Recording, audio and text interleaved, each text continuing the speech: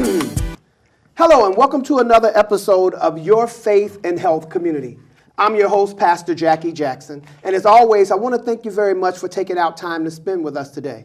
You could have truly done anything else with your time, but you're here with us, and we hope that you find it worth your while.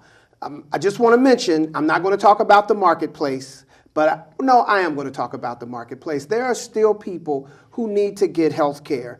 A lot of people figured since January 29th has passed that you can't get health care. But as I tell you every week, if you fall into a certain category, you are eligible to get health care through the marketplace. If you've recently been divorced, recently got married, had a baby, had 2 babies, if you've recently started a new job or lost a job or transferred, if you've recently moved into the state of Ohio from another state, or you're reentering back into society from a penal institution, that means that's a life-changing event which makes you eligible to get health care past January 29th. But one other important thing to remember is you only have 60 days from the time that life-changing event takes place in order to get health care, which will keep you away from the penalty. Remember that penalty is $695 per person that you claim on your income tax that has not filed and received health care. $695 per person. If you're a household of 5, that's a lot of money. If you've got money to throw away like that, you can just give it to me. I'll do something really good with it. But you should get health care. And also remember, if you do not have health care and you're single and your income is $16,243 or less a year, that makes you eligible for Medicaid.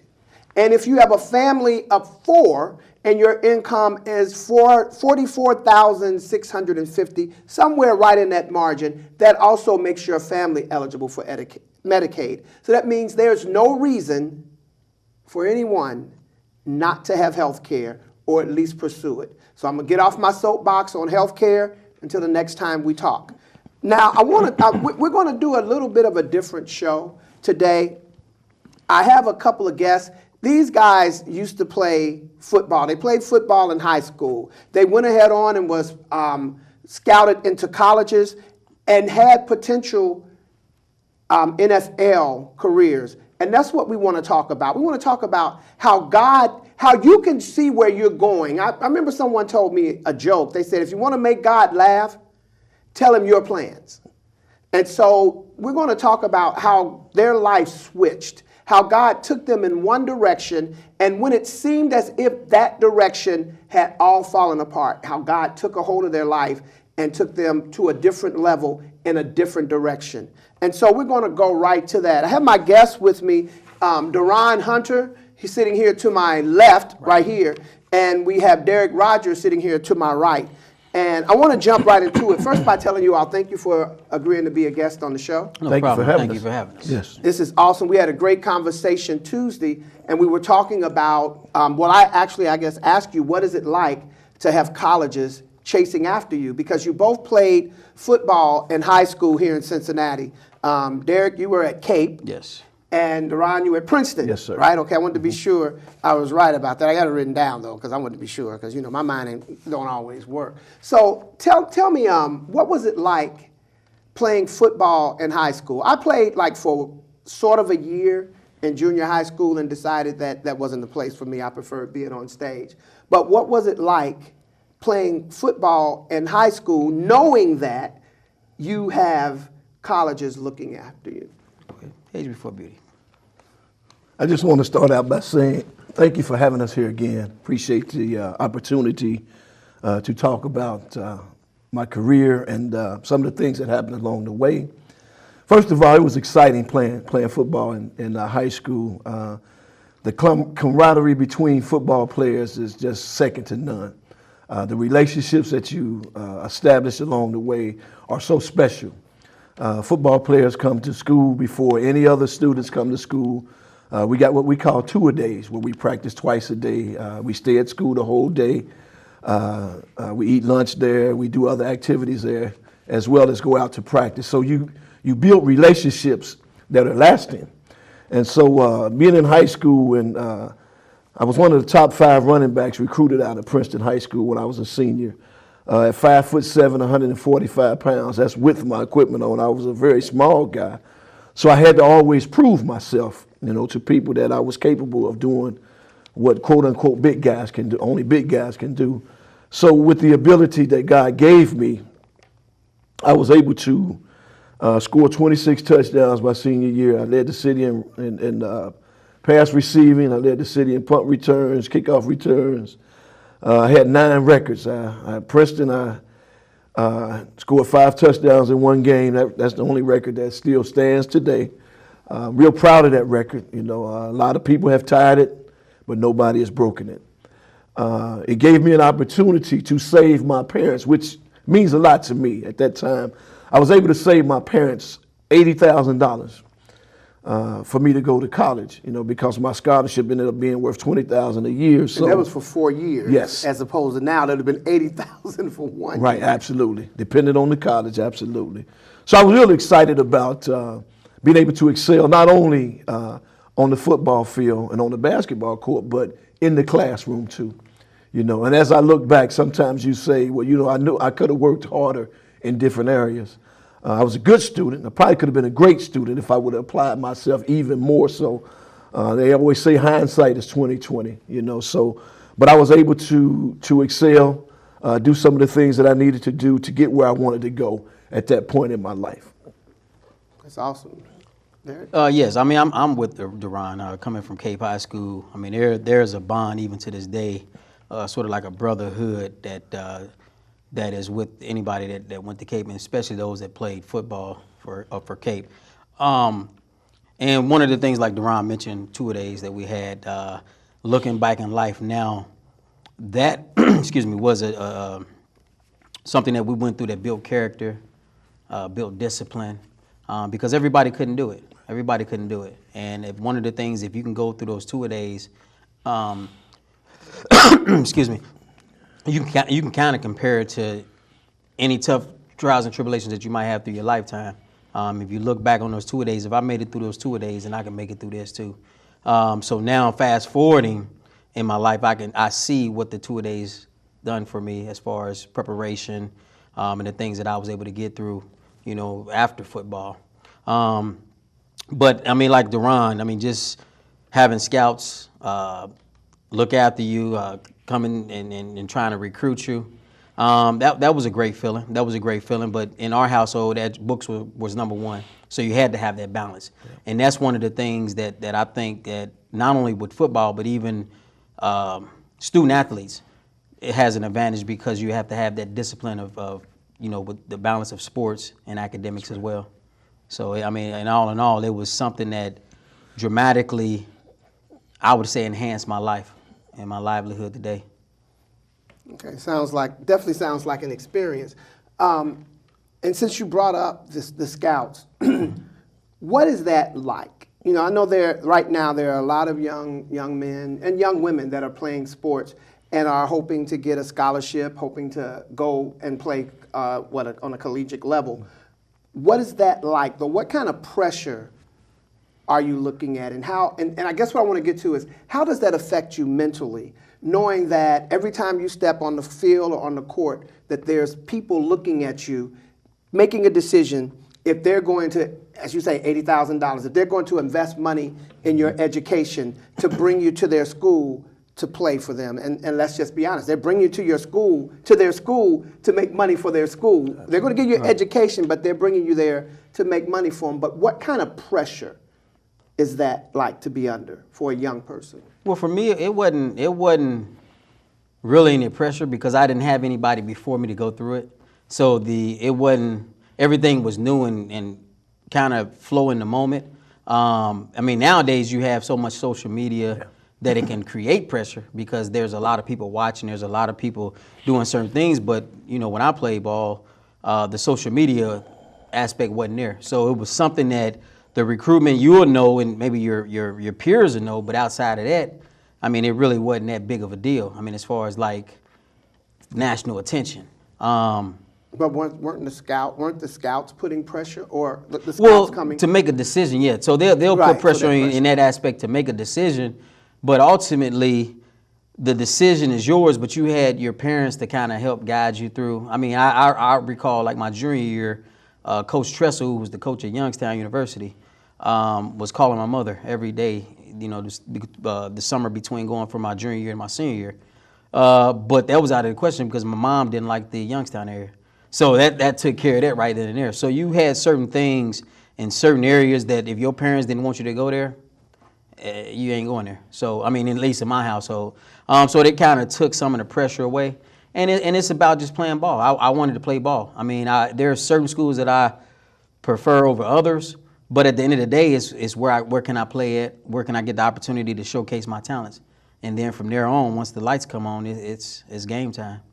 All right. So, Deron, tell me your side of it. It's kind of like the same with Derek. You know, it is hectic in the beginning because you got so many different schools, and you hearing all this. You know, we want you, and some of it you don't know whether it's true or not. You know, you sit in, you listen. You know, they talk to your parents. They tell them everything they want them to hear. They tell you everything you want, and you got to decipher through all of that information. And I always tell young people today, narrow it down to 5 schools. This is what I end up doing. I narrowed it down. I had at least 50 to 100 to 200 schools that really, really wanted me. So I said, you narrow it down to your top 5. And once you narrow it down to your top 5 schools, then you can kind of get a hold on what it is that you really want to do and take all 5 visits. You got 5 visits that you can take. And I'll tell them, take all 5 visits. Like Derek was talking about the social media, there was almost no media when I played ball. So when I went to visit a school like Michigan, University of Michigan offered me a 4-year scholarship. But I went to the football game. It's like 105,000 people at the game. I had never seen 105,000 people in my life. So it scared me, right? I mean, honestly, it was like I'm looking around like, oh my God, look at all these people. I was from a little town called Lincoln Heights. We were family back then. And so I had never in my life seen so many people in one place. And so that right there I went to Indiana University, same thing. It was 106,000 people at that game. And I'm like, oh, look at all these people.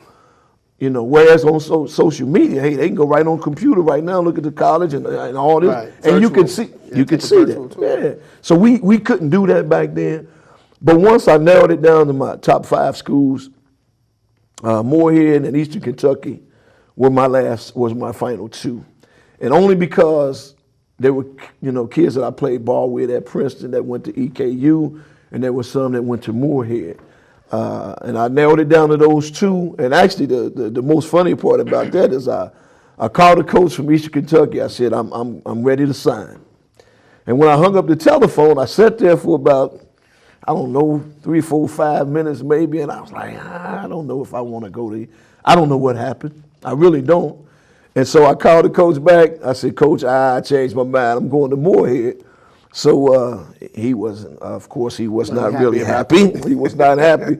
So I ended up calling back, called Moorhead, and told the coach I was ready to sign my letter of intent. And so I think in less than 2 hours, he was knocking on my door. He said, I'm not going to let you change your mind again, which was exciting. It's nice to be wanted, and even when I went on the visit, they made me feel wanted. And then what kids got to also remember, the classroom size of a college, that was important to me because I wanted that necessary help. If I needed help, I wanted to be able to go to the professor and say, hey, I need help with whatever.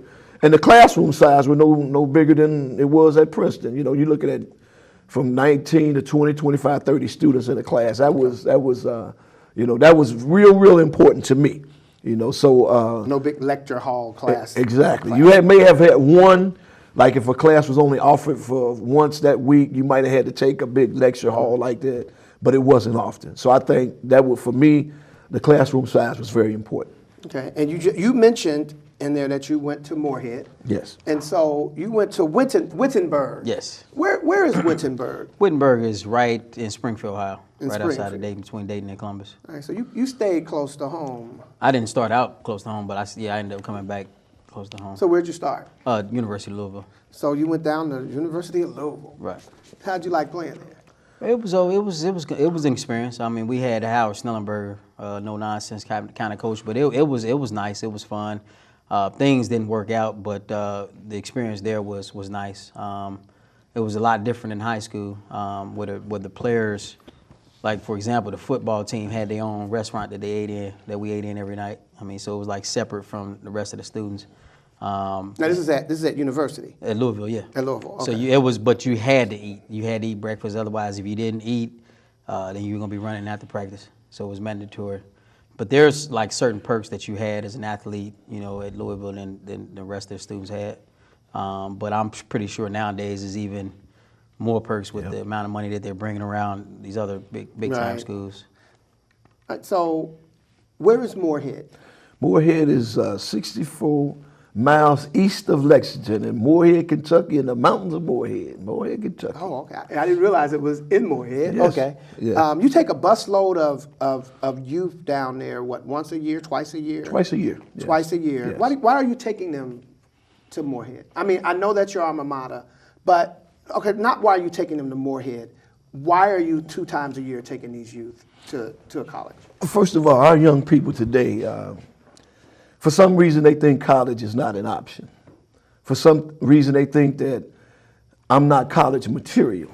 And I want them to understand that that's just not true. And the reason I take them to Moorhead, one, because it is my alma mater, and two, I'm on the diversity board at Moorhead State University now. I went from being a student to being part of the team that helps recruit African American students. But also I want them to understand that once you get on a college campus, I don't care what people say, college is hard. College is not hard. College is what you make it. If you go to class and you study and you do your homework and you do all the things you need to do as a student, college is just like any other school. You can pass, you can finish, you can graduate, you can have a good career. And I want these kids to understand, I don't care where you grow up, how you grew up. If you apply yourself, you can make it to college. And I want them to understand, you don't have to, football got me there. But they giving scholarships to people because they're smart. You can be academically, eligible to get scholarships too. And I want them to understand if football or basketball, whatever your sport is that you choose to do, if that what gets you there, then you use that as a vehicle to further your career or further your aspirations as far as going to school and graduating. Okay. Okay, this wants to take, I want to take this, I want to move it away from school a little bit. I want to talk about life after college, because for both of you guys, you both had an opportunity to go to the NFL. Right. And that's a lot of young men, especially a lot of young black men. That's a lot of their dreams that they have. Whether it's the NFL, NBA, I believe there are probably still a lot that want to go to Major League Baseball, but definitely the NFL, NBA. And there's an artist named Biggie who's dead, but he talked about, for a lot of young men getting out of the hood or out of the ghetto, you're either selling crack rock or you got a wicked jump shot. So basically saying that you're either going to sell drugs or you're going to do sports in order to advance your life, which we know that's not the only way of getting there. But we know that's the direction a lot of people take. So I want to talk a little bit about life after college. Or if you both will talk about that life after college while you were waiting to see what was going to happen with an NFL career, and then where that took you. Whoever wants to start? Okay. Well, I mean, I know we talked about this, Tuesday? Yeah, but, my thing growing up, one of my, I guess, call it idol was Walter Payton. I always wanted to be, I wore the number 34. So my goal was almost like NFL or bust. Not to the certain extent of bust, like if it's NFL, then don't do nothing else, but to put all my effort and my energy into making it to the NFL. And so I had my opportunity with Carolina Panthers, was an undrafted free agent, was able to go on and try to make the team, which that didn't happen. Then I tried a year later, ended up getting hurt. So I just took it as it wasn't meant to be. But like I know Duran always talks about the grades. One of the things that I did do in college, I excelled in the books too. So I've had a sports medicine degree that I was able to bounce back on, and was able to work in that field when I got done, pursuing football. But there still was a void. There was a void. So me doing sports medicine and just going back in high school, went to Cape High School, so we had that part of the vocation where I did sports medicine since the 10th grade. So all those years I was doing sports medicine, got kind of burnt out. So now after football, like I said, I was working in sports medicine, but then got burnt out. So I ended up getting into real estate, ended up getting into a couple other ventures, which didn't work out. So there was still that void that was missing. I wasn't fulfilling, the void that I had, which I thought football would deal with. Maybe it would have, maybe it wouldn't. But in hindsight, I knew it wouldn't have, because there's only one void, and that's God that's going to fill you, and everything in your life must be, for Him. So I wait till I'm 28 years old to get in trouble with the law, of course, and had to spend away, be incarcerated for a decade, during that time period. But one thing that helped me overcome was grace, because I know that God is not going to put you through something that you can't handle, because His grace is always going to be sufficient.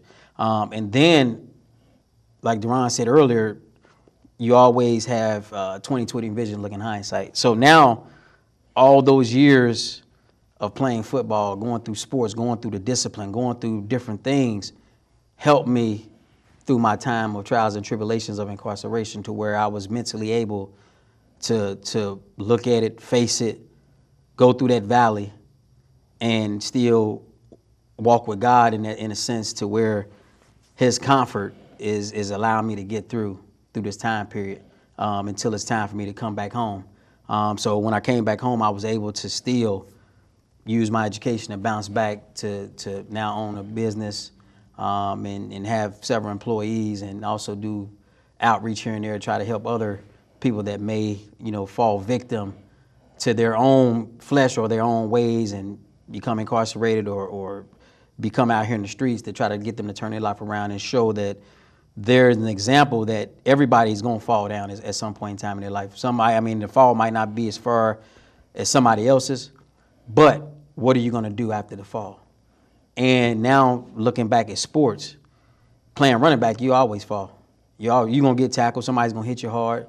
Somebody might give you a concussion. I mean, if I know Duran probably ain't had nothing because they didn't play nobody. But anyway, but you learn in sports, you learn to bounce back. After a loss, you learn there is another week, there is another chance, there's another opportunity that you're gonna have to bounce back. And so that's what that taught me along the way. It's like you look at the life of King David when he was battling the bears and the bears or whatnot. God was preparing him for Goliath. Even though David I didn't know at the time, but He was preparing him for something bigger. And then that prepared him for something even greater. So I believe that my life is the same way. God was preparing me for the moment that I am in now, and the places that I'm going to go. Awesome. That's God will do that. Sometimes we think because the direction we were going, we figured that's what my destiny is. Right. And God is going, not really. Right. But I'm going to bring you through. And like the children of Israel, I'm not going to let you take the straight route. I got to take you around some, because if I let you go straight through, then you might end up lost for real. Right. So tell us your story. Just like Derek, man. For any athlete, the ultimate goal is to make it to that profession, whatever it is: basketball, football, baseball, track, whatever it is. Mine was football, and I really that was and my idol at that time was Archie Griffin. Archie Griffin, if you know anything about Archie was he's about my size at that time. Played two-time Heisman Trophy winner only. Played for Ohio State, played for Cincinnati Bengals. So once I finished college, and I tried out for a few camps, I went to one camp. When you don't get drafted, there was a lot of things that happened along the way. I had a bad agent. and I won't even go into that part of it, you know. But he just did not do the things he was supposed to do. He promised me he would do. But one mistake I made was choosing him because he was African American, and unfortunately, I need to say that because that's important. You know, not because he was African American, but because he had ulterior motives for why he was doing what he was doing. You know, but along the way, you know, after, like I said, I went to Chicago, tried out for a team called the Chicago Blitz, made the team. They gave me a $40,000 contract that day. Came home and was working out, you know, getting ready to go to camp. 2 weeks before I got ready to go to camp, they called me, said, Mr. Hunter, we signed Tim Spencer from Ohio State. We're going to take a chance on him, rather, you know, so that was another heartbreak. So my last hoorah, I got a personal tryout with the Cincinnati Bengals, and I went down there and just, you know, I mean, I aced it. You know, I did everything I needed to do. I ran a 4.49 40. I never ran that fast in my life. I did all the drills that they needed me to, you know, do, caught punts, kickoffs, did everything that I needed to do and did it well. And I was really pleased when I left that camp. It was only 5 of us in that was there for a tryout like that. Long story short, he said, we'll call you in 3 days and let you know what we think. So they did call. They called in 3 days, just like he said. And the coach said, Mr. Hunter, Paul Brown said you're too short. And I said, Coach, tell me I'm not good enough. He said, Mr. Hunter, I'm the man worked you out. I know you can play, but Paul Brown said, you know, you're too short. I said, Coach, tell me I'm not good enough. He said, I can't tell you that, Mr. Hunter. I said, Coach, please tell me I'm not good enough. And I was doing that because I would rather him tell me I'm not good enough than you too short. That wasn't flying for me, but that's my story. You know, and so fast forwarded, you know, so now I'm an angry young man because people told me if I did A, B, C, D would happen. I did well in school, I did well on the football field, I did well as a person, and D didn't happen. So now I'm wondering, okay, why didn't D happen? I did everything everybody told me to do, right? So now I'm angry. So now I'm going to get somebody back for what didn't happen for me, right? So I go out and I end up getting on drugs. Oh, boy. One of the worst things I ever did. I did things backwards. Like I told you, I did it backwards. Man, I'm 27 years old. It's too late. You know, now it's time to do other things, you know, go on with your life, but I did it backwards. But God had a plan. You know, he had a plan. Once again, he had a plan. You know, and the drugs ended up getting me locked up for 76 days. But I walked in that cell and I looked up at the numbers, and the numbers said 1032. Now that means nothing to you all. But for me, when I looked up at those numbers, 1032, that was my address on Shepherd Lane in Lincoln Heights. My address was 1032 Shepherd Lane. And I said, oh my God, God's talking to me even right now. Right now, he was talking to me. He was talking to me. He was saying, this is going to be your home if you don't straighten up and come to me. I got the message. I got the message. September the 26th, 1992, I gave my life to Christ. Amen. Amen. I gave my life to Christ. I know that date better than I know my natural birthday. September the 26th, 1992, God saved me, sanctified me, and filled me with his precious gift of the Holy Ghost.